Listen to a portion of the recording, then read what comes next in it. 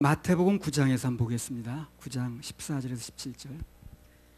그때에 요한의 제자들이 예수께 나와 가로되 우리와 바리새인들은 금식하는데 어찌하여 당신의 제자들은 금식하지 아니하나이까?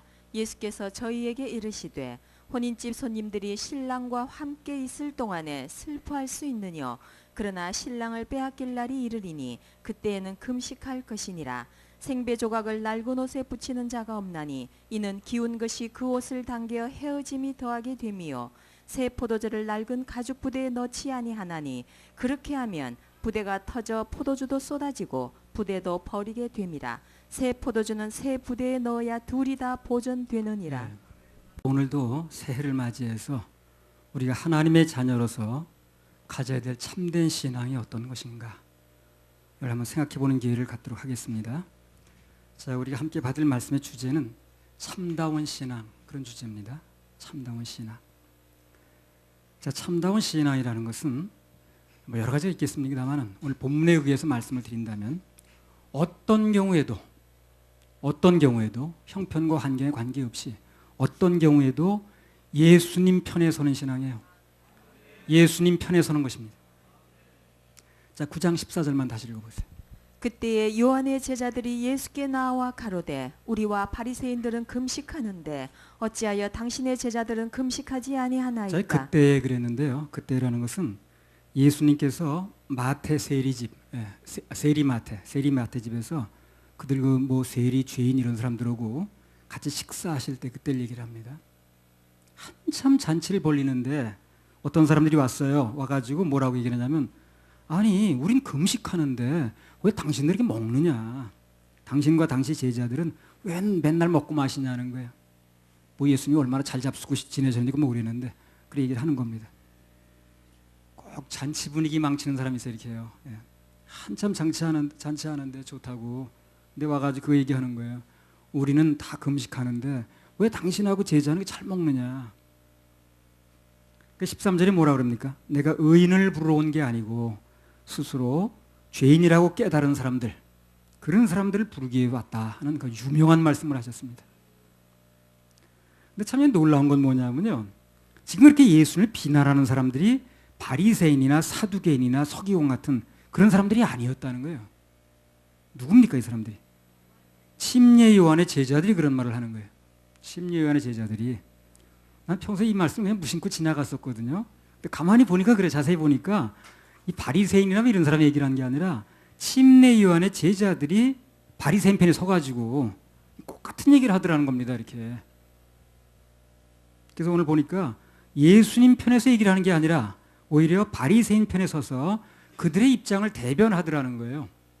나 이걸 보면서 아주 중요한 걸 하나 이제 발견한 거예요. 뭐냐면 그가 침례 요한의 제자가 됐든 아니면 석가모니나 공자나 마호메트의 제자가 됐든 간에 누가 됐든 간에 예수님의 제자가 아닌 사람은 똑같은 얘기를 하는 거예요. 결국 똑같은 얘기를 합니다.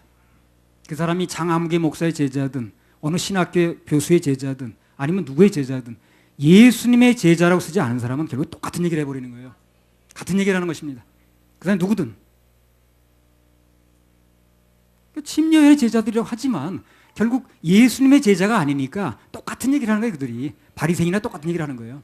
사두개인하고. 오늘 많은 사람들이 뭐 종단을 만들고 종파를 만들어서 교단을 형성해서 자기가 옳다고 얘기하죠 다. 근데 결국 그걸 한마디로 결론 지으면 예수님의 제자냐 아니면 사람의 제자냐, 예수님의 교훈을 따르느냐 아니면 사람의 교훈을 따르느냐, 정확하게 두 부류밖에 없어요. 나중에 알고 두 부류밖에 없습니다. 그렇게 교단이 많고 그렇게 교파가 많고 그렇게 무슨 그냥 어쩌고 저쩌고 많아도 결국은 두 부류밖에 없어요.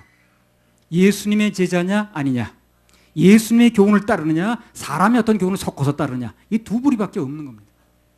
복잡하지 않아요. 알고 보면. 이 침례 요한의 제자라는 사람들도 예수님의 제자가 아닌 이상 그들이 침례 요한이 예수님이 얼마나 가깝게 지내는지 모르지만 결국 바리새인과 우리 사이 좋은 사이 이렇게 돼버리는 거예요. 한 묶음이에요 결국에. 오늘날도 보면 종교는 다른데 교파는 다른데 예수님의 제자가 아닌 사람들은 결국 같은 얘기를 하더라고요. 같은 얘기를 합니다. 여기 보면 2016년에 이제 종교 지도자들이 우리나라 종교 지도자라는 사람들이 신년 뭐야 이거 신년사 뭐 이런 걸 발표를 했어요.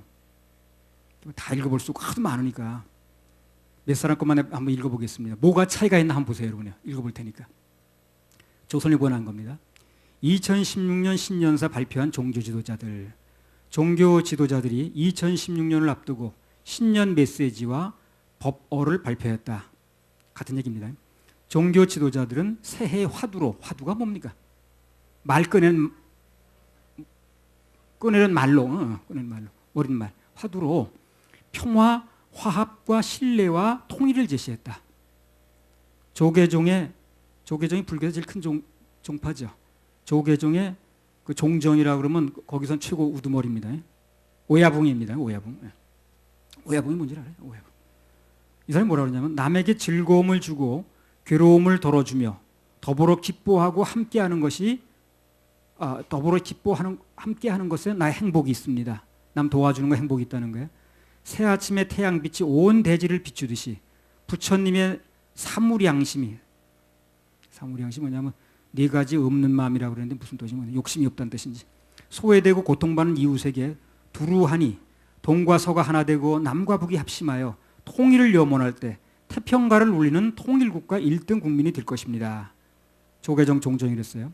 그 다음에 천주교 서울대교구장 염수정 추기경 이름 나하고 똑같네. 염수정 추기경. 여러분 이제 우리나라의 최초로 세례 받았다 그러나? 세례교인. 예. 침례교인. 침례받은 사람 아니야, 그 사람. 그 사람 누군 줄 압니까? 그 사람은 이수정입니다. 그 달력 보세요. 다 이렇게 나왔지. 천주교 서울대교구장 염수경 추기경. 희망은 믿음에서 비롯됩니다. 우리 사회가 더 정직해지고 믿음과 신뢰가 흘러넘치는 공동체가 되어야 되겠습니다. 다른 생각을 지닌 사람들과도 공존하고 친교를 나누려는 노력을 통해 우리 공동체는 절망이 희망으로 바뀌고 불행이 행복으로 변화될 것입니다. 그 다음에 또 한국 기독교 총연합회 이아무개 대표회장, 이 사람 교회가 여의도에 있다고 그러더라고요. 대표회장, 우리는 새로운 시간과 새로운 출발 앞에 서 있습니다. 과거의 반목과 갈등, 분화와 균열을 넘어 이제는 화목과 화합, 연합과 일치를 위해 도약할 때입니다. 화해 일치, 연합의 시대를 열어갈 때 남북 통일의 기초를 마련할 수 있을 것입니다. 그 다음에 한국교회연합 조일래, 이름을 얘기할 필요가 없는데 조아무개 대표회장, 희생과 섬김의 낮은 자세로 사회적 약자의 손을 잡아주고 그들의 고통에 귀 기울여야 합니다. 남북이 더 이상 소모적인 무력 대결을 끝내고 하루속히 평화 통일을 이루도록 간절히 기도하며 실천할 것입니다. 자, 네 사람 얘기에 차이점이 있습니까? 똑같습니다. 똑같다고 봐요. 불교가 뭐가 다른지, 천주교가 뭐가 다른지, 기독교 연합회장 얘기가 뭐가 다른지 모르겠어요. 딱 그게 그 얘기야. 화합하고 그 다음에 사이좋게 지내고 싸우지 말고 남북 통일 위해서 힘쓰고 뭐 그런 얘기야. 그래도 이 불교 종정이라는 사람 부처님 얘기 한번 찾았네. 어떻게 기독교라는 사람이 예수 얘기 없나 그래? 딱 두 부류밖에 없는 거예요. 기독교가 됐든 불교가 됐든 간에 예수님의 제자냐 아니면 그들 편의 제자냐 두 부류밖에 없는 겁니다. 머리 깎았느냐 넥타이 매느냐 그 차이가 아니야 이게. 복장만 달리했다고 다른 게 아니라니까요. 그 양복을 입었느냐 중 들어지는 옷을 입었느냐 그 차이가 아니에요. 그 사람의 생각이 뭐냐 차이예요. 생각이 뭐예요. 오늘날도 보면 종교는 다른데 교파는 다른데 예수님 제자가 아닌 사람들 결국 같은 얘기를 하는 거예요. 난 이게 차이가 무슨 얘기인지 모르겠어요. 무슨 차이인지 모르겠어요. 똑같은 얘기를 하는 거예요. 그래서 이 세상 누가 됐든 간에 철저하게 예수님만 믿고 또 그분 편에 서지 않으면 다 결국 한 통 속입니다. 저는 충주에서 목회할 때 우리 교회 시마무개라는 사람 나왔었거든요. 형제가. 근데 오늘 그러더라고요. 형님뻘 되는 사람이 갑자기 어떤 교회에 전혀 예수 안 믿던 사람인데 갑자기 어떤 교회에 아주 심취했다는 거예요. 그러니까 가족이 전부 다 화제거리가 된 거예요.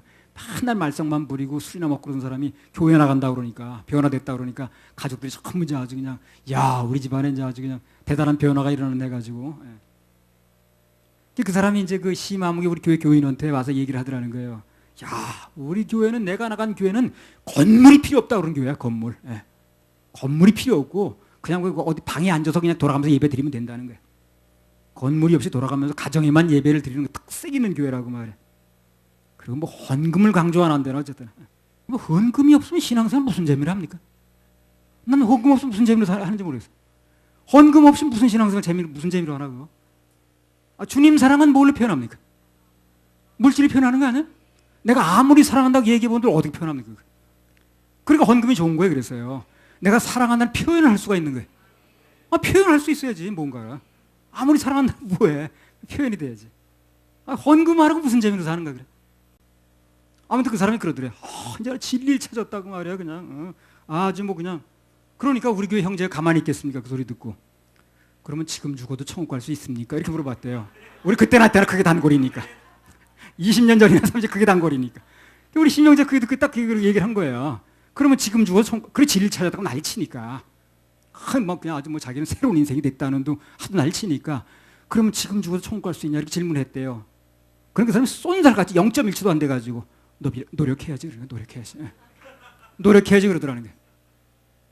그래서 복음을 전해줬다는 겁니다. 그건 노력해도 되는 게 아니라 예수님의 보혈의 공로로 되는 겁니다. 그리고 예수님 보혈을 믿는 순간 그 죄값이 지불되는 순간 우리 죄는 사해졌고 천국 갈 수 있습니다. 이렇게 얘기를 해줬다는 거예요. 복음을. 그러니까 감히 네가 건방지게 무슨 구원받았다고 말할 수 있냐 하면서 교만하다고 얼마나 야단치, 손 위니까 자기가 얼마나 야단치는지. 그래서 그 사람이 발견했다는 진리가 뭔지는 모르겠지만 아무튼 그는 예수님을 구주로 믿는 게 아니라는 거예요. 그렇죠? 예수님은 그분이 당신 일을 해놨다 그러는데, 당신이 길이라고 그러는데, 구원을 이뤄놨다 그러는데 노력해야 된다 그러니까. 노력해야 된다는 걸 바꿔 말하면 뭐예요? 지금 못 받았다는 얘기죠. 그럼 지금 주면 어떻게 되는 거예요? 그러니까 그 사람이 믿는 믿음이 뭔지는 모르지만, 무슨 진리인지는 모르지만 예수님은 제자하고는 관계없는 거예요. 예수님 제자가 아니라는 거죠. 참 묘한 유사품도 많더라고. 얘기를 나눠보면 비스무리해. 참 묘한 유사품이 많아. 열매를 보면 금방 알 수 있어요. 열매를 보면 알 수 있는 게. 그 자유주의 신학자라는 사람들 그런 사람 참 문제야. 다 성경을 연구한다라고 뭐 헬라어가 어떻고 뭐고 그냥 성경에서 박식한데 하나님 믿는다고 그러는데 그 입에서 뭐가 나와야 되냐면 예수 믿고 구원받는 얘기가 나와야 되거든. 어떻게 인간이 죄를 사함받느냐 이게 나와야 되거든. 그래도 천국 갈 수 있게 해줘야 되잖아. 그 얘기 안 나온다는 거예요. 오늘 얘기 보세요. 전부 그런 얘기 하나도 안 나오지. 적어도 불교 주은 그런 거 기대할 수 없죠. 그래 기독교 뭐 연합회 회장이라고 한다면 기독교 대표한다는 사람이 예수 믿고 구원받는 얘기를 한마디 해야 될 거 아닌가. 그렇죠? 해야지. 그래서 올해도 정말 이 죄악 속에서 헤매는 사람들이 구원받고 천국 갈 수 있어야 됩니다. 그렇게 얘기해야 되는 거 아닌가? 그래서 예수님 제자 아니야? 그런 말이 안 나온다는 게. 뭐 한다는 소리가 모든 종교를 합쳐야 됩니다. 종교는 합쳐도 돼요. 그러나 예수님 믿는 생명하고는 합쳐질 수가 없습니다. 뭐 불교도 인정해주고 천주교도 인정해주고 원불교도 인정해주고 증산도도 인정해주고 무슨 뭐 다 인정해야 된다고 주장하죠. 그런 애또 앞장서가지고 그냥 화합하자는 얘기 바로 그거예요. 그러나 그들은 예수님의 제자는 아닌 것입니다. 예수님께서는 당신만이 길이고 당신만이 진리고 당신만이 생명이라고 그랬거든. 그럼 그렇게 말해야지 제자면. 제자는 선생이 말한 대로 말해야 되는 거 아니야? 선생하고 다른 말하면 제자가 아니지. 이게 앞으로요 이제 종교계 여러 가지 현상들이 앞으로 나타날 겁니다. 여러 가지 현상들이 나타날 텐데 이제 그 중에 특별히 종교 연합 운동이 아주 거세게 일어납니다. 앞으로.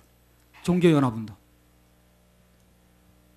그래서 예수님만 믿는다는 제자들과 또 뭐 여러 가지 화합해가지고 어쩌고저쩌고 하는 사람들의 전쟁이 앞으로 심화됩니다. 격화될 거예요. 안 그런가 그런가 두고 보세요. 말세 일어날 일 중에 아주 중요한 특징 중에 하나가 바로 그거예요. 그래서 예수님만 믿는 교회와 이것도 좋고 저것도 좋다는 음녀와의 싸움이 벌어지는 거예요. 왜 음녀입니까? 다 좋다고 그러니까. 어떤 남자 어떤 여자만 좋다고 딱 찍어야지. 온 동네 남자가 다 내 남자라 그러면 그게 잘못된 거 아니에요? 사단이 즐겨 쓰는 말 중에 하나가 남의 종교 비판하지 말라 그러거든. 예. 비판하지 말란 말이 말만 바꾸면 뭡니까? 모든 종교를 인정해 주라는 거죠. 한마디로 예수 죽이기 운동입니다. 그게. 예수님 당신만이 길이라고 그랬는데 모든 종교가 다 길이 있다 그러면 예수님만이 길이 아니잖아요. 당신만이 구원의 길이라고 그랬는데 그 예수님 빼야 그래야 그들끼리 합칠 수가 있는 거예요. 그래서 예수님 제자가 아닌 사람들이 하는 대표적인 얘기가 뭐냐면 모든 종교는 같이 손잡자는 거예요. 예. 이 WCC라는 게 뭡니까? 모든 종교 연합체죠. 예수님 빼놓고 손잡자는 얘기예요. 이게. 기도도 예수님 이름으로 기도합니다 소리 하지 않아 이 사람들은. 근데 여기 목사들이 전부 주최해서 하는 거 이런 걸 부산에서 했잖아요. 여기 보면 맨 이런 거예요. 뭐 이거 여기 보면 복장만 달라 똑같은 얘기하는데 이 사람은 뭐 힌두교 뭐 모자 쓴 걸 그런 거네. 이건 뭐 정산도 천주교 교황 뭐 라마교 승려 무슨 뭐 교회 목사 해가지고 다 뭐 사진 찍고 그렇게 하는 거예요. 네. 여기서 예수 주장하는 사람 없어요. 왜? 예수만 주장 합의 안 되니까. 그러니까 예수만 길이라고 말하지 말고 당신 종교도 옳다고 그러고 우리 종교도 옳고 너도 옳고 나도 옳고 다 옳다고 그러자는 거예요. 그 와중에서 뭐가 빠집니까? 예수만 길이라는 얘기 빠질 수밖에 없는 거예요. 예수 죽이기 운동이라. 이걸 지금 하고 있는 거예요, 사람들이. 세계 종교가 함께 평화롭게 행정수도대를 지인다는 거예요. 국가에서 세금으로. 6개 종단이 입주해가지고 거기서 이제 맨날 여기서 예수만 믿으면 구원받는다고 얘기할 수 없죠, 그러면. 그러면 할 수가 없는 거예요. 예수만 믿어 구원이라는 건 당신의 진리가 아니라는 얘기죠. 그게 말할 수가 없는 거예요. 화합한다는 얘기가 바로 그거라. 예수만 믿으면 구원받는 말하지 말자는 얘기거든. 천주교 교황하고 이거 시스템 길는 사람이 뭐 이건 뭐 어디 종교인지 모르겠네.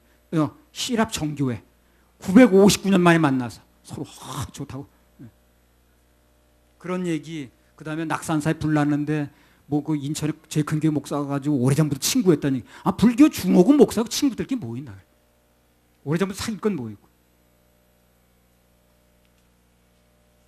강원영 김수환 이 사진 나왔으니까 조선일보 나온 거예요. 신앙의 그릇을 키우세요. 다른 종교도 담아낼 만큼. 이게 무슨 얘기입니까?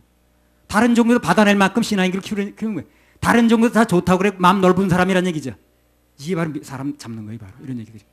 이런 사람들이 또 한국에서 되게 아주 유명한 사람이 돼가지고 신문에 나는 거예요. 이렇게 이 시대의 선생 이런 데 해가지고. 이런 사람이 예수만 믿어 구원받겠다고 얘기를 하겠냐는 거지. 그런 얘기 할 리가 없지. 이런 사람이 지금 우리 한국 사회와 세계를 끌고 있는 거예요. 그게 이 문제입니다. 지금. 그래 거기서 들은 사람들이 전부 구별을 못하는 거예요. 교황이라는 사람이 있잖아요. 기독교인과 무슬림의 신은 숭배자로 단결하자는 거예요. 기독교 신은 하나님이겠죠. 그 다음에 무슬림 신은 뭐 누구지 모르겠네. 뭐 알라 신인가. 둘이 단합하자는 거예요. 그 신끼리. 교황이 그런 얘기를 하는 거예요 지금. 근데 이런 사람이 되게 존경받는 사람이잖아요 지금. 이런 것도 다. 모든 종교 사람 다 뭐예요? 복장만 달라. 얘기는 똑같습니다. 내가 들을 땐 다른 얘기는 무슨 얘기인지 다른지 모르겠어요. 다른 얘기는 뭐가 다른 얘기입니까? 예수님만이 길이고 예수님만이 진리고 예수님만이 생명이고 그분 통해서만 구원이 된다는 게 다른 얘기거든. 그거 빼놓으면 다 똑같은 얘기지 뭐예요. 복장은 다른지 모르지만. 그리고 이 사람은 또 뭐냐면요.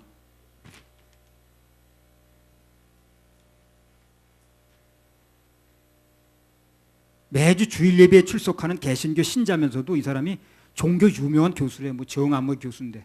근데 이 사람이 뭐라고 얘기하냐면 세상의 모든 종교적 근본주의는 규탄받아야 된다는 거야. 근본주의는 뭐냐면 우리를 말하면 그런 거예요. 예수만 믿어야 길입니다는 근본주의로 보는 거거든. 규탄받아야 된다는 거야. 화합에 지장된다는 거지. 이런 사람들이 전부 교수를 하는 거예요. 그 다음에 종교 지도자가 되는 거예요. 그 사람들이 전부 영향받는 겁니다. 지금. 그래서 이제 앞으로 이런 싸움이 굉장히 크다는 거예요.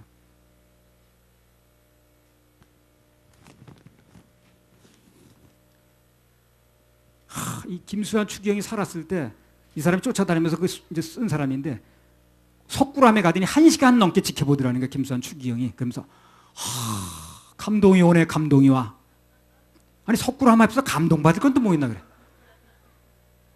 이런 사람이 참 선생 노릇을 한다는 거예요 지금. 여기도 마찬가지. 1980년 세상의 모든 종교는 여기 손잡았다. 그래서 모든 종교가 손잡은 거예요. 여기서는 절대 예수님만 이런 얘기 하지 않습니다. 그런 얘기를 하면 손을 잡을 수가 없으니까. 그래서 지금 종교 화합이라는 게 전부 예수 죽이기 운동이라는 거예요. 간단히 말하면. 대한민국 교회에서 이걸 다 해야 됩니다. 다른 얘기 못 하더라도 해줘야 돼.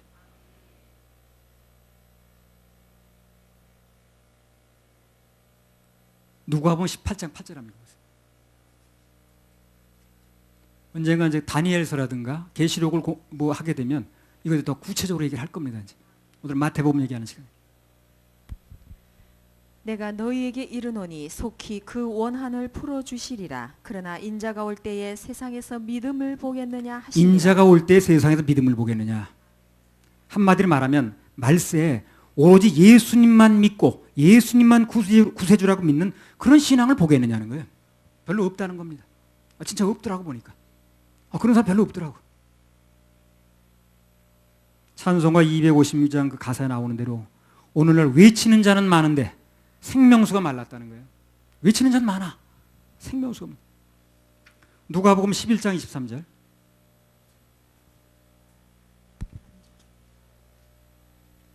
나와 함께 아니하는 자는 나를 반대하는 자요, 나와 함께 모으지 아니하는 자는 해치는 자니라. 그래요. 그 사람이 무슨 얘기를 하고 있든 간에 예수님과 함께 모으지 않으면 반대하는 자입니다.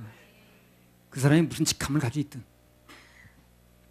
참다운 신앙은 예수님만을 만이 중요합니다. 만을 따르고 그분과 함께 모으는 겁니다. 그게 아니면 그게 무슨 운동이 됐든 간에 결국은 그분 반대편에서 예수님 죽이기 운동을 하는 거예요.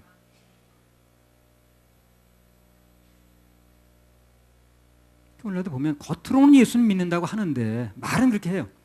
이상하게 다른 종교편에 서서 그들의 입장을 대변하더라는 거예요. 이 사람이 예수 믿는다고 말은 하는데 아까 이 사람 다 그런 얘기 하네요. 여기 나온 사람들. 전에 내가 이제 그 경찰학교 근무할 때 어떤 사람 전도 대상으로 삼고 있는 같은 사무실에 있다 보니까 진모라는 사람이 어떤 교회 어떤 교회 그 목사가 설교를 그렇게 자기 감동받았대. 너무너무 감동받았다는 거야. 하도 그러길래 어떤 설교들이 감동받았냐고 물어보니까 그 인상 깊었던 이유를 얘기를 하는 뭐라고 그러냐면 그분이 이렇게 설교를 하더라는 거야. 여러분, 다른 종교도 다 인정해줘야 됩니다. 우리 기독교만 옳다고 말하면 안 됩니다. 그건 편협한 것입니다. 그러니까 다른 종교도 다 옳다고 받아주고 끌어안아야 됩니다. 이런 설교를 하더라는 거야. 그래서 자기는 그게 감동받았다는 거야. 그 사람 경찰대학까지 나서 똑똑한 사람이 그러더라고. 정말 똑똑한 사람인데 그렇게 말하더라니까. 그래서 늘 말씀드린 대로요. 똑똑한 사람이 속기는 더 잘 속습니다. 똑똑한 사람이 속기는 더 잘 속아요. 그 대학 교수가 속기는 더 잘 속는 거예요. 그래서. 그럼 다른 종교도 인정해 주자고 그렇게 말하는 그 목사는 누구 제자냐는 거예요. 그 사람이. 아무리 봐도 예수님 제자는 아니거든. 예수님께서는 분명히 나 외에는 길이 없다고 그랬으니까. 또 이 사람 보세요. 이런 거 아이고 할 말이 얼마나 많은지. 좀 오래된 겁니다. 95년 11월 10일 신문이에요. 95년이니까 한 20년 전 신문이에요. 이 사람은 불교 최고 높은 사람, 종정이 최고 높은 사람이에요. 이 사람이 평생 도를 다 80몇 세 죽었거든요. 그러니까 제자들이 가가지고 뭐냐면 선생님 그렇게 평생 도를 닦으셨는데 이제 돌아가실 때가 됐으니까 도가 뭡니까 그러면 한마디로 얘기해 달라고 물어봤어요. 제자들이. 선생님 이 중요한 순간에 도가 뭡니까 물어보니까 이 사람이 뭐냐면 본시 도가 없는데 내가 뭘 깨달았겠노 이거예요. 맞잖아요. 본시 도가 그 책 제목이 그거예요. 본시 도가 없는데. 이 사람은 솔직한 사람이에요. 이 사람은 도를 못 발견했다는 게 맞는 얘기입니다. 그럼 도는 길이죠. 길이 어디에 있다는 거예요? 예수님 안에 있죠. 이 사람 예수 믿은 적이 없죠. 길을 발견할 수가 없는 거예요. 그러니까 이 사람 정확한 얘기를 한 겁니다. 정직한 얘기를 한 거예요. 본실 길이 없는데 내가 어디서 길을 깨달았겠노 하는 얘기를 하는 거예요. 죽을 때. 이 사람은 예수 안에 길이 있는 건데 예수 밖에서 길을 찾으니까 찾을 수 없었던 거죠. 그런 게 맞는 거예요. 이 사람이. 내가 볼 때 솔직한 대답을 한 건데 불교에서는 또 이 사람 겸손한 사람이라네. 또 길 못 찾는 게 겸손한 거예요.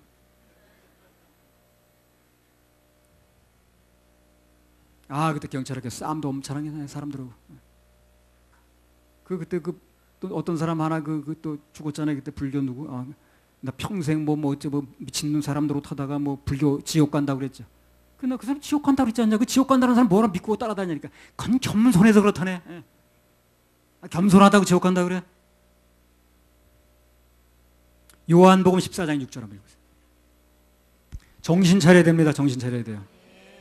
중독에서 깨어나야 됩니다.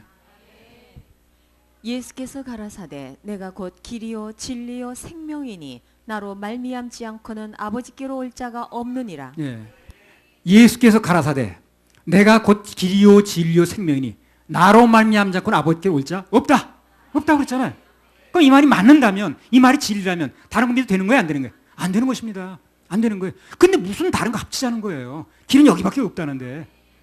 이거 믿는 게 예수 믿는 거 아닌가? 이거 얘기하는 교회 아니야? 교회가 뭐 하는 거 사람 모아놓고 이런 거 얘기해 주는데 아니야? 예수 믿도록 만들어주는 거 아니냐고, 교회가. 단 예수만 믿어야 된다는 거예요. 여호수아 24장 14절 15절.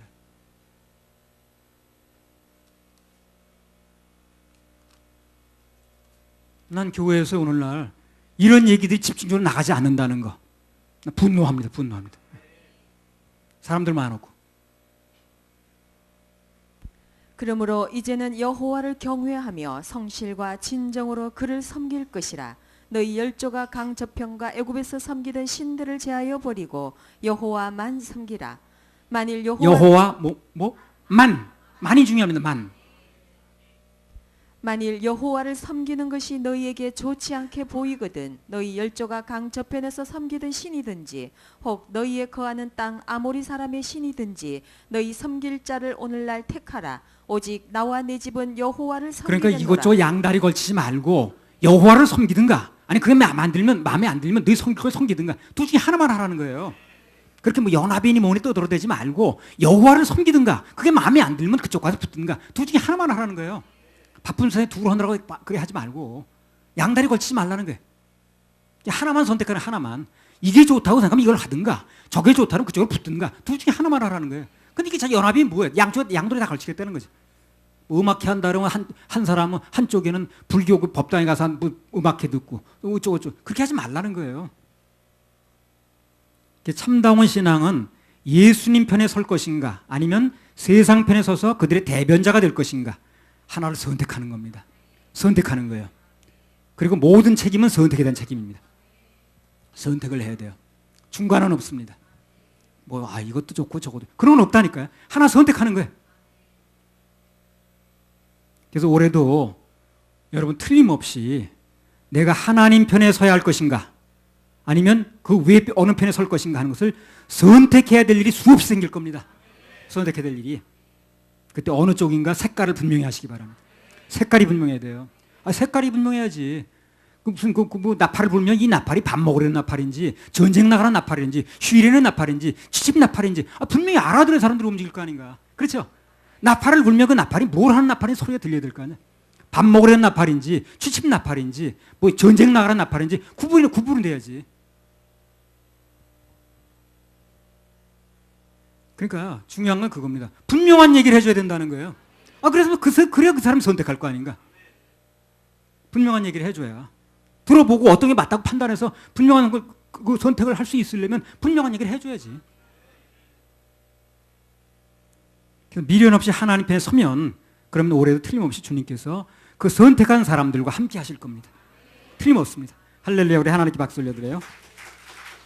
참다운 신앙 두 번째는요, 첫 번째 뭐였습니까? 어떤 경우에도 예수님 편에 서는 거고요. 그게 참다운 신앙을 놓는 지름길이라. 두 번째는요, 잔치하는 신앙이에요. 잔치하는 신앙입니다. 9장 15절 마태복음. 예수께서 저희에게 이르시되 혼인집 손님들이 신랑과 함께 있을 동안에 슬퍼할 수 있느뇨. 그러나 신랑을 빼앗길 날이 이르리니 그때에는 금식할 것이니라. 자, 여기서 말하는 금식은요, 하나님 앞에 특별한 소원이 있거나 그분과의 간절한 교제가 이제 이렇게 회복되기 위해서 하는 그런 금식하고는 틀린 금식입니다. 여기 본문에 나온 금식은요, 율법에 의해서 별 의미 없이 습관적으로 하는 금식을 얘기하는 거예요. 그래서 아무튼 간에 바리새인과 요한의 제자들의 질문에 대해서 예수님께서 이렇게 말씀하셨어요. 왜 금식 안 하냐고 그러니까, 혼인집 손님들이 신랑과 함께 있을 동안에는 슬퍼하지 않는다. 금식할 필요 없다는 거죠. 신랑 관계 있을 때. 이게 무슨 말이냐면 한마디로 신앙생활은 결혼생활하고 같다는 겁니다. 결혼생활하고. 그래서 가정이 결혼식이라는 축제를 통해서 시작이 되듯이 신앙생활도 신랑 대신 예수님과의 결혼 축제 속에 시작이 된다는 거예요. 우리가 예수님 모시고 새로운 삶을 산다는 것은 그때부터 우리 일생에 사실상 큰 잔치가 시작이 되는 것입니다. 잔치가 시작이 되는 거예요. 신앙은 뭡니까? 잔치입니다. 신앙은 즐겁게 하는 거예요. 신앙은 인상 쓰며 하는 게 아니에요. 즐겁게 하는 것입니다. 진리 면에서 분명히 해야 되지만 그러나 신앙생활을 즐겁게 하는 거예요. 교회가 스트레스 받는 곳이 되면 안 되죠. 교회는 즐겁고 쉬고 교제하고 먹고. 마태복음 22장 2절에서 4절. 천국이 어떤 곳인가 하는 얘기.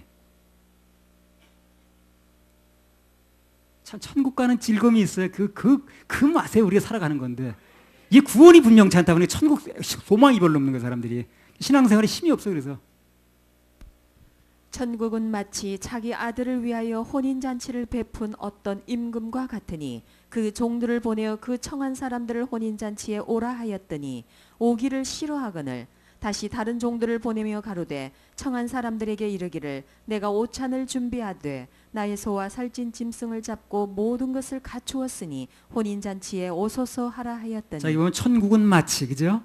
천국은 마치 자기 아들을 위하여 혼인잔치를 베푼 어떤 임금 같으니 그랬거든요. 천국은 마치 뭡니까?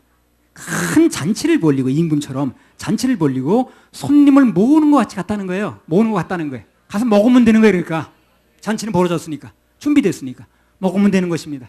천국은 간단히 말하면 뭡니까? 잔치상 벌려놓은 데요. 잔치하는 곳입니다. 천국은. 그래서 우리는 이 땅에 살면서도 신앙생활을 잔치하는 기분으로 하는 거예요. 신앙생활은 늘 즐거워야 됩니다. 늘 감사가 넘쳐야 돼요. 기쁨이 있어야 됩니다. 인상 쓰면 안 되는 거예요. 누가복음 15장에 보면 우리가 잘 아는 대로 집 나간 당자가 돌아왔을 때 아버지가 어떻게 합니까? 가장 좋은 살찐 송아지를 잡아서 잔치 벌이죠. 천국은 잔치입니다. 이 다음에 천국 들어가면 알게 됩니다. 들어가는 그날부터 잔치입니다. 잔치. 잃어버린 영혼이 돌아오면 천국에도 큰 잔치가 벌어진다고 그러잖아요.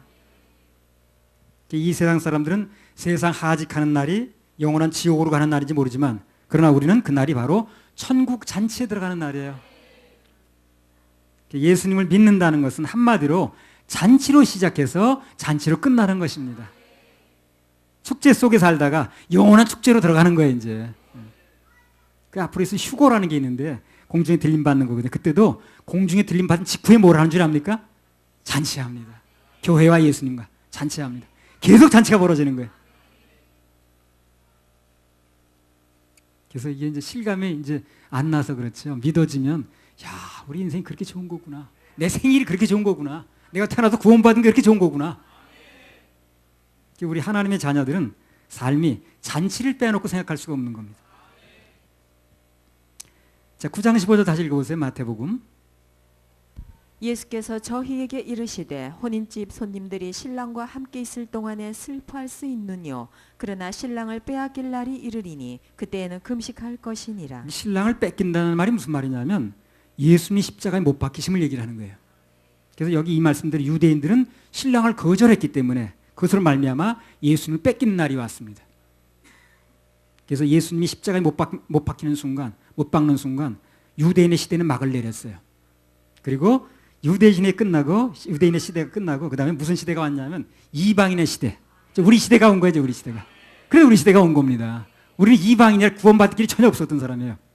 그러니까 무슨 이제 블레셋이라든가 그 성경에 많이 나오죠. 뭐 암몬이라든가 모압 똑같아. 우리도요. 어떤 한국 사람이 대단한 사람인 줄 아는데 이방인이에요. 그냥 이방인. 그런데 그들이 거절하는 바람에 구원이 이방인으로 넘어온 거예요. 잠시 동안. 그 기간 중에 우리 구원을 받는 것입니다. 그러니까 기회가 있으면 조만간 이제 그 7 경륜에 대해서 한번 얘기를 할 겁니다. 그러면 시대가 어떻게 구분될 거예요. 그래서 이방인의 시대가 잠시 있는 거예요. 지금요. 원래부터 없었던 시대가. 그 시대에 우리가 태어났고 그 시대에 구원을 받는 거예요. 로또 복권 당첨된 것보다 더 확률이 낮은 거라 이게. 유대인들이 거절하는 바람에 원래는 우리 이방인이었는데 애굽 사람이나 아니 뭐 암몬 사람, 모압 사람 똑같은 거예요 우리도요. 그런데 우리가 이방인이었는데 구원받을 수 있는 길이 잠시 열린 거예요. 그 기간 중에 우리 구원을 받은 거라. 근데 이 구원이 다시 넘어갑니다. 그쪽으로 이제. 이방인의 시대, 교회 시대가 왔습니다. 지금 유대인들도 예수님 신부가 되려면 개별적으로 예수 믿고 교회로 들어와야 돼요. 그래서 유대인들이 신랑을 뺏긴 것 때문에 오히려 우리 이방인들은 예수 신랑을 얻을 기회가 됐어요. 감사하지. 교회는 신랑 대신 예수님을 얻는 날만 있지 뺏기는 날은 없어요. 왜? 한 번 받은 구원은 영원하니까. 얻는 날은 있어요. 뺏기는 날이 없습니다. 그러니까 맨날 뭐 해요? 맨날 잔치하는 거예요. 그래서 맨날 잔치하는 거예요. 잔치가 끝날 날이 없어요. 왜? 신랑이 뺏기는 날 이제 금식하는 건데 잔치가 끝나는 건데 뺏길 날이 우리는 없잖아요. 그죠? 그게 맨날 잔치하는 거예요.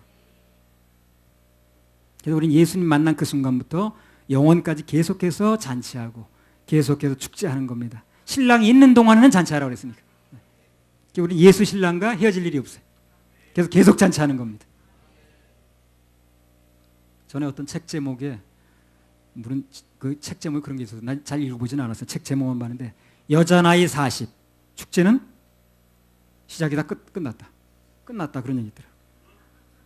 40이면 끝난 거예요. 근데 우리 그리스도인의 생활은요 나이가 몇이 됐든 간에 시작부터 영원까지 계속 축제입니다. 계속 축제예요. 그분이 떠날 날이 없으니까. 신랑이 있는 동안은 계속 축제거든. 떠나면 하지 말라고 그랬는데 떠나지 않잖아요. 이게 계속 축제인 거예요. 우리는요. 계속 축제인 거예요. 나이 70이 됐든 80이 됐든 간에 예수님만 만나면 그 인생의 축제와 잔치가 계속되는 것입니다. 계속되는 거예요. 정상적인 신앙생활이라면 예배도 잔치처럼 성경 공부도 잔치처럼 가정생활도 잔치처럼 그게 그리스도인의 정상적인 모습이라. 사역자들 저 성경 공부 그렇게 인상 쓰면서 하지 말아요. 그럴 필요가 없어요. 잔치처럼 해야 됩니다. 즐겁게 해야 됩니다. 마태복음 9장 10절에 15절. 안 하겠다 그러면 쉬워요. 그냥 스트레스 받게 하지 말아요. 억지로 할 필요 없습니다. 본인이 원해서 하는 거지 본인적으로 하는 거지 뭐 그걸 사역자적으로 하는 건 아닙니다. 예수께서 마태의 집에서 우리는 억지로 하라고 원하지 않습니다. 우리 교회는요. 그러니까 하면 어떤 것이 좋다고 얘기를 해줘요. 소개는 해줘야 되니까. 상품 소개는 분명히 해줘야지. 그래서 사고 안 사고 자기 알아서 하는 거예요. 그러나 안 산 것에 산 거에 대한 책임도 자기가 지는 겁니다. 마태복음 9장 10절에 15절. 예수께서 마태의 집에서 앉아 음식을 잡수실 때에 많은 세리와 죄인들이 와서 예수와 그 제자들과 함께 앉았더니 바리새인들이 보고 그 제자들에게 이르되 어찌하여 너희 선생은 세리와 죄인들과 함께 잡수시느냐. 예수께서 들으시고 이르시되 건강한 자에게는 의원이 쓸데없고 병든 자에게라야 쓸데있느니라. 너희는 가서 내가 긍휼을 원하고 제사를 원치 아니하노라 하신 뜻이 무엇인지 배우라. 내가 의인을 부르러 온 것이 아니요 죄인을 부르러 왔노라 하시니라. 그때 요한의 제자들이 예수께 나와 가로되 우리와 바리새인들은 금식하는데 어찌하여 당신의 제자들은 금식하지 아니하나이까. 예수께서 저희에게 이르시되 혼인집 손님들이 신랑과 함께 있을 동안에 슬퍼할 수 있느뇨. 그러나 신랑을 빼앗길 날이 이르리니 그때에는 금식할 것이니라. 우리는 혼인집 손님들이 신랑과 함께 있을 동안 어떻게 슬퍼하지 말라고 그랬죠. 계속 기뻐하라고 그랬죠. 우리는 어떻게 해야 되는 거야? 계속 기뻐해야지. 항상 기뻐하라. 그래서 항상 기뻐하라. 근데 오늘 본문에 나오는 바리새인이나 침례원의 제자들은 예수님과 동시대에 있으면서도 잔치를 누리지 못하는 거예요. 그게 문제라. 그냥 엉뚱한 소리만 하고 있는 거지. 지금. 잔치를 못 누리니까. 오늘날의 신앙생활에서 잔치를 누리지 못하는 사람들이 시험 들고 엉뚱한 소리 하더라고. 잔치 누리는 사람 그런 얘기 할 필요가 없는 거야. 근데 잔치를 못 누리니까. 그래서 예배는 우리 스스로가 축제 분위기처럼 해야 됩니다. 찬송도 즐겁게 부르고 옷도 제일 좋은 옷으로 입고 가능하면 예배 후 음식도 같이 먹고 같이 마시고 그럼 좋습니다. 음식도 아무렇게나 대강 만들면 안 됩니다. 최고로 맛있게 만들어야 됩니다. 음식이 맛이 없으면 잔치 분위기 안 나잖아요. 맛있게 만들어야지. 그런데 음식을 넣어서 얘기하는 거예요. 맛없게 되면 잔치 분위기가 안 나니까. 뭐든지 잔치처럼 하려면 맛있어야 되고 재밌어야 되고 말씀도 맛있어야 되고 예배도 즐거워야 되고. 잠언 15장 15절. 받는 자는 그날이 다 험악하나 마음이 즐거운 자는 항상 잔치하느니라. 마음이 즐거운 자는 항상 잔치하느니라. 예배는 축제처럼 이게 예수님께서 우리 요구하시는 참다운 신앙의 참 모습입니다. 그래서 정말 참다운 신앙 가진 사람은 늘 기뻐하고 감사하고 나쁜 일이 일어나도 주님께서 좋게 하실 것이 믿어져서 미리 땡겨서 감사하는 거예요. 미리 땡겨서 즐거워하는 거예요.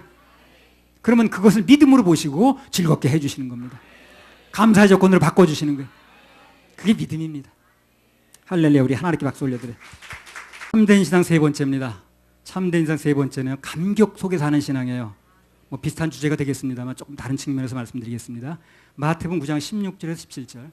생배 조각을 낡은 옷에 붙이는 자가 없나니 이는 기운 것이 그 옷을 당기어 헤어짐이 더하게 됨이요 새 포도주를 낡은 가죽 부대에 넣지 아니하나니 그렇게 하면 부대가 터져 포도주도 쏟아지고 부대도 버리게 됨이라 새 포도주는 새 부대에 넣어야 둘이 다 보존되느니라. 여기서 말하는 낡은 옷과 낡은 가죽 부대는요, 율법적인 신앙생활을 얘기를 합니다. 그리고 생배 조각과 새 포도주는 예수 그리스도로 말미암은 은혜의 신앙생활을 얘기를 하는 거예요.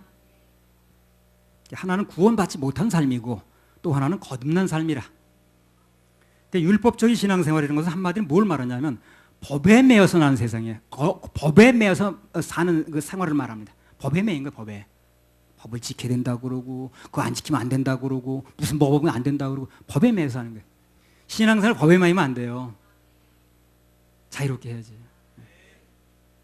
은혜의 생활은 뭔가? 한마디로 말하면 예수님의 보혈로 죄사함 받고 기쁨을 누리는 생활이라. 죄사함 받아야죠. 그죠? 예. 지옥 갈 사람이 무슨 즐거움이 있겠어요? 그래서 교회는 제일 먼저 그걸 해줘야 되는 거예요. 오는 사람들로 하여금 천국 갈 수 있도록 죄사함 받을 수 있도록 그걸 해준 다음에 뭐 기쁨이 오겠지. 그럼 가장 좋은 운동이 뭔 줄 압니까? 가장 좋은 운동이 어떤 건 줄 아세요? 가장 효과가 좋은 운동은요, 운동의 종류가 뭐냐보다는 그 운동이 즐거워야 됩니다. 그래 운동이 돼요. 즐거워야 됩니다. 즐거운 마음으로 해야 효과가 크죠. 그리고 그래야 그 운동을 계속할 수가 있거든. 괴롭고 부담이 되면 그 운동을 계속할 수가 없어요. 즐거워야 오래 하는 겁니다. 의지와 결심으로 어떤 일을 시작할 수 있지만 기쁨이 없으면 그 일을 지속하기 어렵다는 거예요. 신앙생활 하다가 안 하는 사람이 그래서 그런 거예요. 기쁨이 없으니까. 얘기하면 그런 사람이 이거 어디 교회 뭐 나가세요? 방학했어요. 예. 나도 20년 교회 다녔거든요. 뭐 성가대까지 했거든요. 방학했대 지금. 왜 방학을 합니까? 다니다 힘드니까 그러는 거죠. 신앙생활이 힘들지 않습니다. 절대 힘들지 않습니다. 하면 할수록 즐겁고 하면 할수록 기쁘고 왜 짐이 내려지는데 안 기쁠 리가 없잖아요. 짐을 자꾸 지니까 어려운 거예요 이게. 신앙생활은 주님께 짐이 자꾸 맡겨지는 거니까 죄의 짐도 맡겨지고 인생의 짐도 맡겨지고 내 생활의 짐도 맡겨지고 마음의 근심도 맡겨지니까 그러니까 신앙생활 즐거운 거거든. 그러니까 즐거운데 뭘 쉬냐고. 즐거운데 무슨 안식년이 필요하고 즐거운데 무슨 방학이 뭐 필요한가. 어떤 사람 나와 10몇 년 계속 집회했다니까 어디 쉬지도 않고 쉴 게 뭐 있나. 힘들어야 쉬는 거지.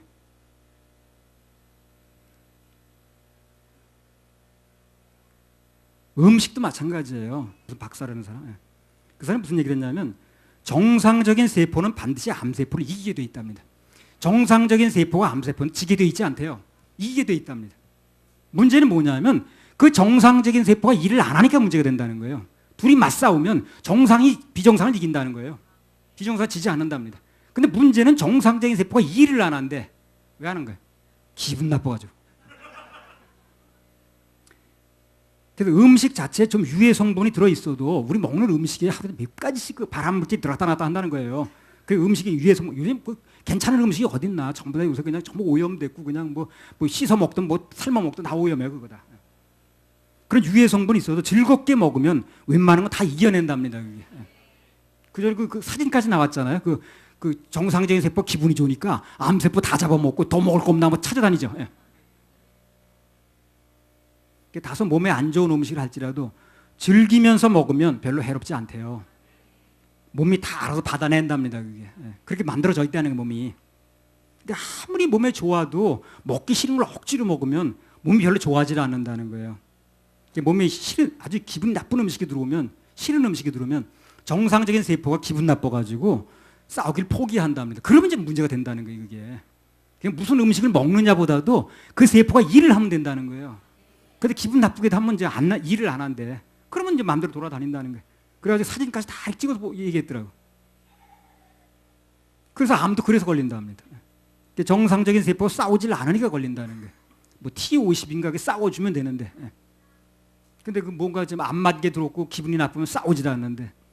그래서 늘 기뻐하고 늘 감사하고 늘 즐거워하고 막 즐거움이 넘치면 그런 거 세포가 막 싸워준다는 거예요. 그럼 조금 안 좋은 음식이 들어와도 다 이긴다는 거지. 절대 지게 돼 있지 않다는 겁니다. 그래서 문제는 암세포가 문제가 아니고 정상적인 세포가 압도적 수도 많으니까 활동을 하느냐 안 하느냐 그게 문제라는 거예요. 그러니까 먹기 싫은 음식 억지로 잡지 마세요. 전에 어떤 사람이 일본 그 사람이 그런 책 썼죠. 먹기 싫은 건 아무리 몸에 줘도 안 먹는다고. 먹기 싫은 거 억지로 먹어봤자 건강에 도움이 안 된대. 자기는 그 우유가 아무리 좋다고 해도 입에 안 맞아서 안 먹는데. 건강식품도 앞으로 누가 먼저 만들면 먹기 좋게 만들어야 돼요. 효과가 좀 떨어져도 괜찮아. 그 효과가 그렇게 중요한 게 아니에요. 효과는 요만큼만 있어도 돼. 맛있게 만들면 돼. 그러면 효과가 나게 돼 있어요. 먹으면 기분이 좋죠. 그러면 이제 병이 낫는 거예요. 그 자체의 그 막 면역력이 일어나가지고 그냥 먹으면 되게 기분 나빠. 이거 그냥 이거 또 먹어야 되나 그냥. 그러면 그 효과가 아무리 좋아도 그건 별로 효과가 없는. 인체가 어떤가를 알아야 돼. 먹기가 좋아야 지속적으로 먹을 수 있거든. 환경이 비록 안 좋아도요. 우리 마음속에 감격과 기쁨이 있으면 얼마든지 이겨나갈 수가 있다는 거예요. 그게 중요한 거예요. 환경과 형편은 내 맛대로 되지 않습니다. 그렇죠? 환경과 형편이 이 맛대로 해주면 그렇지 않죠?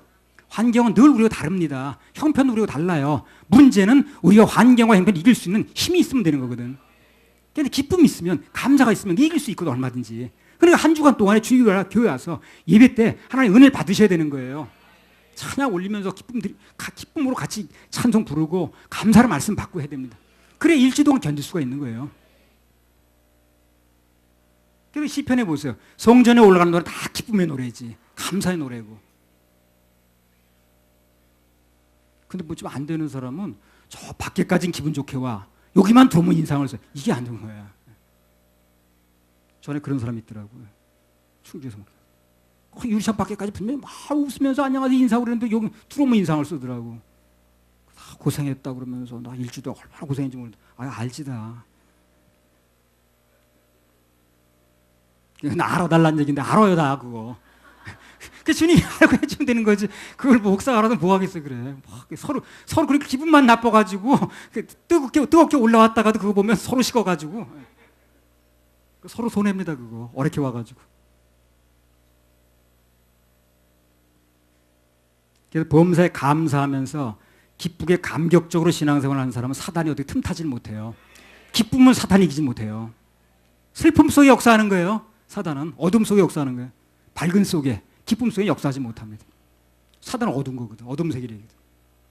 복음이 한마디로 말하면 뭡니까? 굿뉴스. 굿뉴스. 기쁜 소식이죠. 그 기쁜 소식을 들은 사람이 슬프게 살면 안 되지 그러면. 그잖아요. 복음이 굿뉴스 아니야? 99 기쁘다는 얘기죠. 좋다는 얘기죠. 그럼 좋은 소식을 들은 사람이 기쁨의 소식을 들은 사람이 슬프게 살면 안 되지. 뭐 안 맞는 거 아니야 그거?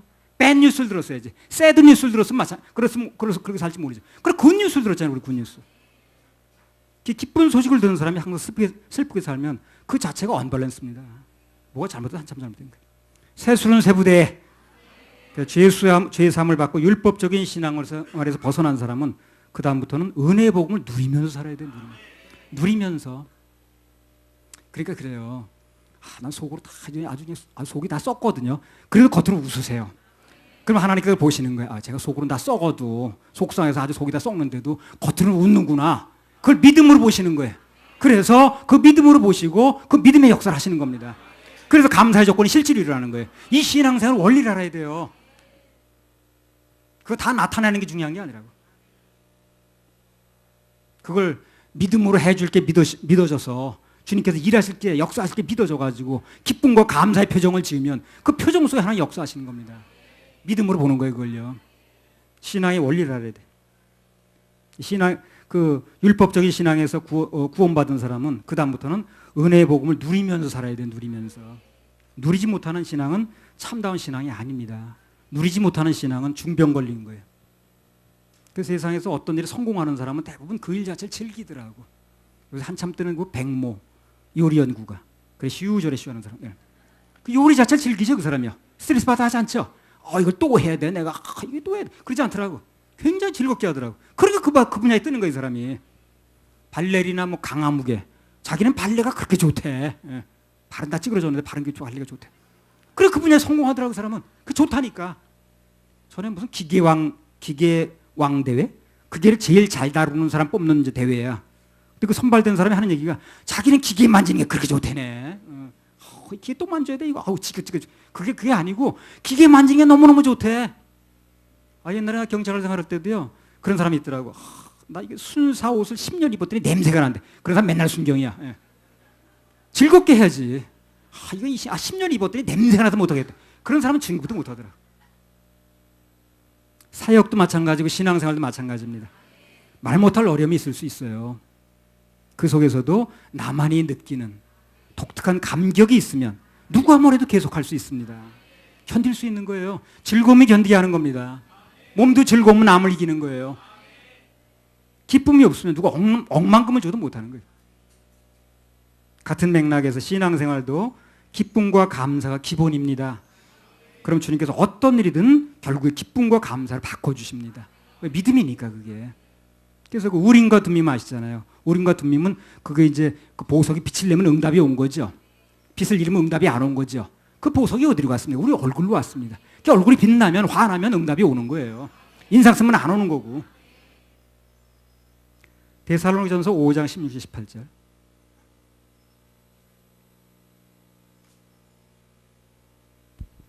항상 기뻐하라. 쉬지 말고 기도하라. 범사에 감사하라. 이는 그리스도 예수 안에서 너희를 향하신 하나님의 뜻이니라. 그래, 항상 기뻐하고 쉬지 말고 기도하고 범사에 감사하는 것은 하나님의 뜻입니다. 뜻. 명령이고 뜻이고 선택의 여지가 없어요. 그렇게 하면 돼요. 느헤미야 8장 10절. 느헤미야가 또 이르기를 너희는 가서 살찐 것을 먹고 단 것을 마시되 예비치 못한 자에게는 너희가 나누어 주라. 이날은 우리 주의 성일이니 근심하지 말라. 여호와를 기뻐하는 것이 너희의 힘이니라. 예, 성일날은 주일날은 근심하면 안 됩니다. 근심거리 있으면 다 맡기세요. 지금 다 맡기고 가세요. 그럼 주님께서 맡으셔서 주중에 일하실 겁니다. 그럼 다음 주에 하나 일하시면 간증이 나옵니다. 다 맡기셔야 됩니다. 왜 와서 왜 이렇게 맡기지 못하냐. 이날은 주의 성일이니 근심하지 말라. 여호와를 기뻐하는 것이 너의 힘이라. 우리 힘이 뭡니까? 주님 기뻐하는 거예요. 주일날은 특히 근심하지 말라고 그랬습니다. 살찐 거 먹고 단 거 마시고 단 거 마시고 그 여호와를 기뻐하는 것이 너의 힘이다. 신앙생활의 기쁨이 생명입니다. 기쁨이 없는 신앙생활은 금방 율법적으로 되버려 법에서 움직이는 거예요. 억지로 하게 됩니다. 오늘 여러분 이 자리에 억지로 끌려왔다고 생각해 보세요. 무슨 기쁨이 있겠나. 그냥 억지로 서쪽 하늘 붉은 재미가 없어요. 헌금도 억지로 했다고 그러세요. 내 강도당한 것 같으지. 소화가 안 됩니다. 아무튼 그래서 예수님의 은혜로 구원받은 사람이 율법적으로 신앙생활 하려고 그러면 어떻게 됩니까? 그러면 그때부터는요 모든 게 어려워져요. 힘들어져요. 기쁨으로 하는 게 중요합니다. 그게 참 아주 핵심이라. 명령입니다. 그래서 예수님의 은혜로 구원받은 율법적으로 신앙생활 하려고 하면 그것은 마치 새 포도주를 낡은 가죽부대 부는 거 똑같아. 둘 다 못 견디는 거야. 둘 다 못 견디는. 그래서 은혜로 구원받은 사람은 은혜 속에서 기쁘게 살아야 뭐가 돼도 되는 겁니다.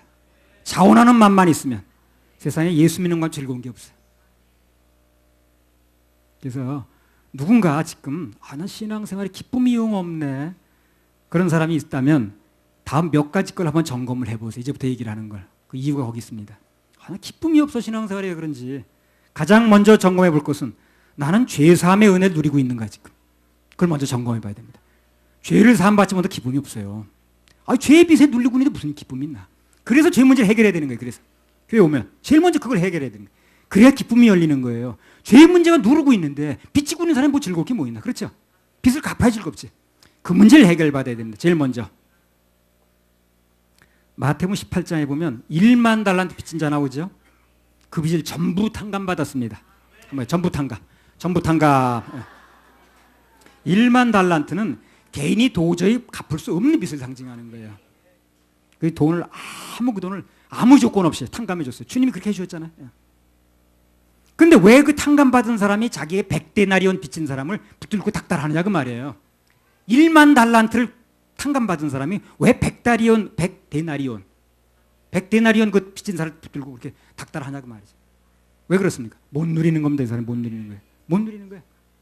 아니 내가 지금 100억을 받았어. 아멘만 하셔요. 예. 좀 늘릴까 쓰는 길에 1000억 받았어 내가. 근데 누가 10,000원 나한테 빚진 거 있어. 그거 갚으라고 내가 난리치게 생겼어? 간다 안 갚아도 돼. 아유 괜찮아. 신경 쓰지 마. 그러겠죠. 내가 1000억을 받았다는 실감이 나면 나한테 돈 10,000원 빚진 사람한테 받으려고 그러겠냔 말이지. 그거 갚겠다고 막 그러. 아유 신경 쓰지 말라니까. 아이고 괜찮아. 잡수고 떨어지죠. 그러지. 이게 받았다는 게 안 누려지는 거예요, 이 사람이. 그러니까 그거 받으려고 그러는 거예요, 지금요. 못 누려지니까. 누리지 못하는데 문제가 있는 거지. 받고 못 받고 문제가 아니야, 그게요. 마태복음 18장 26절.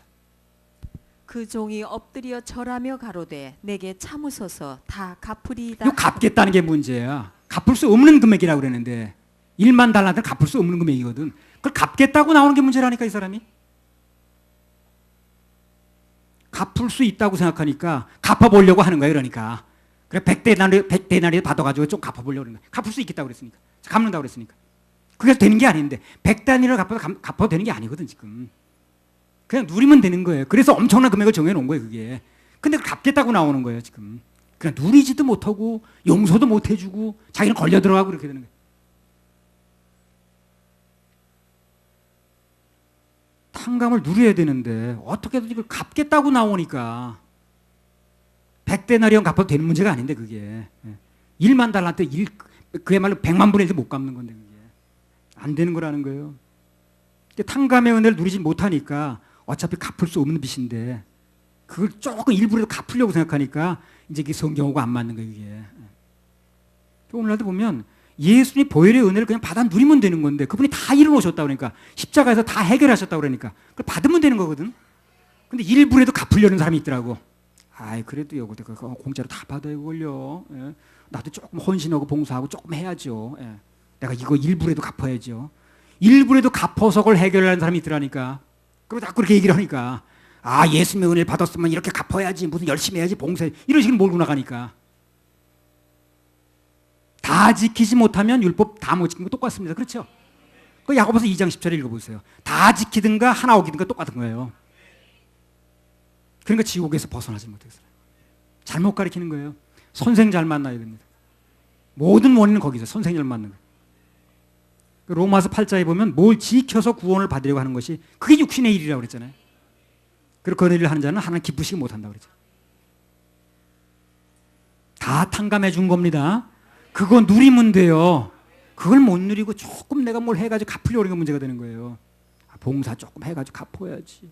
헌신해도 갚아야지. 이게 문제인 거예요. 누군가 이렇게 가르치는 거예요 그 사람한테. 그래서 그 사람이 평생 자유를 못 누리는 거예요. 평생 천국 백성이 안 되는 거예요. 지옥 벗어나지 못하는 거예요. 이게 보통 문제가 아니에요. 가면 자기나 가야지 성도들까지 끌고 가나 그래.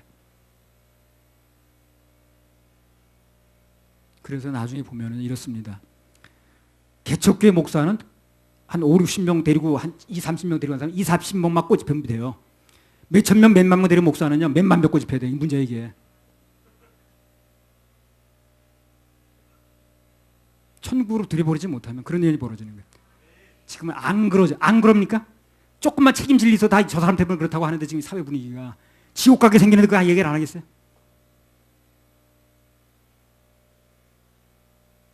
아무튼 그래서 신앙생활에서 죄사함의 은혜를 누리지 못하는 사람은 전혀 기쁨이 없더라고. 아직 빚이 남았다고 생각하니까. 빚 지고 사는 사람이 기쁨이 있을 리가 없거든. 기쁨의 신앙생활은 진정으로 예수님 은혜를 깨달으면 그때부터 오는 겁니다. 그때 누리는 거예요. 우리 교회는 그걸 도와주려고 그러는 거예요. 그냥 개인 사역자를 붙여드리고 하라는 이거 바로 그거라. 그냥 예배들이 끝날 것 같아. 나도 편하네요. 그래 끝나면 되는 거니까. 그렇게 해서 안 되겠으니까 개별적으로 도와주려고 하는 거예요. 교회가 그걸 해야 되는 거니까. 그 사람들이 못 알아듣더라고요. 진실이 잘 안 통하더라고요. 자 그러면 나는 죄사함 받은 게 분명한데 난 그때 기쁨이 없다. 그런 사람도 있거든 또. 죄사함 받은 게 분명합니다 나는. 근데 기쁨이 없어요. 그런 사람도 있어요. 그런 사람은요 이걸 질문해 봐야 됩니다. 하나님 말씀이나 또는 하나님 감동 앞에서 내가 순종하는 것이 뭐 있는가? 이걸 꼭 한번 정직하게 물어보세요 자기한테.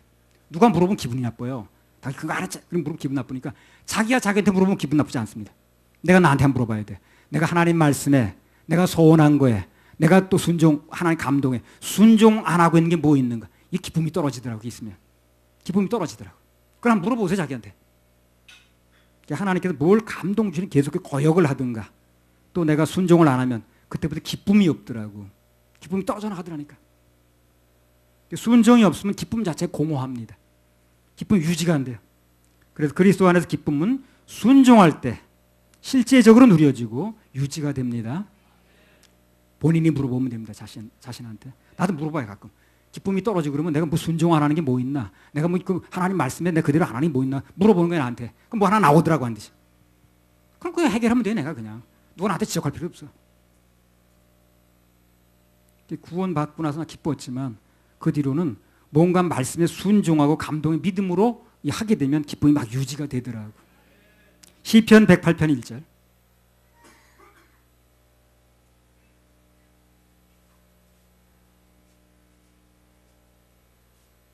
기쁨을 누리는 게 중요하다고 그랬죠. 못 누리는 이유를 얘기를 하는 거야, 지금요. 그것까지 얘기를 해줘야 되니까. 그런 거 다 얘기하려다 보니까 다른 데보다 설교가 좀 길어요. 그럼 얘기 다 듣고 가야죠. 그렇죠? 하나님이여 내 마음을 정하였사오니 내가 노래하며 내 심령으로 찬양하리로다. 순종할까 말까 망설이고 있을 때 갈등하는 동안은 기쁨이 없습니다. 갈등하고 기쁨하고 반대라. 갈등하면 안 돼. 마음 정하면 됩니다. 그럼 기쁨이 생겨요. 갈등하면 기쁨이 없어요. 그래서 하나님 말씀이 뭔가, 내게 요구하시는 게 뭔가 분명하게 결정하면 그때부터 하나님 기쁨을 주시고 그 힘 가지고 밀고 나가게 만들어주는 거예요. 결심하면 됩니다. 결정하면 하나님 결정한 대로 일하게 만들어 주시더라고요. 결정은 내 몫입니다. 결정은 여러 몫이에요. 결정까지 대신해 주진 않아요. 지난 700회 그 성회 때 혼의 세계는 복잡하다고 그랬죠. 영의 세계는 간단합니다. 명료하다고 그랬습니다. 그러나 모든 역사는 영의 세계에서 일어난다고 그랬어요. 그리고 또 하나 마지막으로, 구원받은 건 맞는 것 같은데 기쁨이 없어. 그런 사람은 뭔가 순종을 안 하고 있던 감동에, 또 하나는요, 신앙생활한테 기쁨이 없으면 또 하나 이유가 있어요. 내 마음속에 누군가를 미워하고 있으면 그래요. 그러면서 기쁨이 없더라고. 저 손 좀 봐줘야 돼, 저거 아주 그냥. 언젠가 내가 걸리기만 건스만 걸려봐라. 그냥. 내 마음에 칼을 갈고 있는 거죠.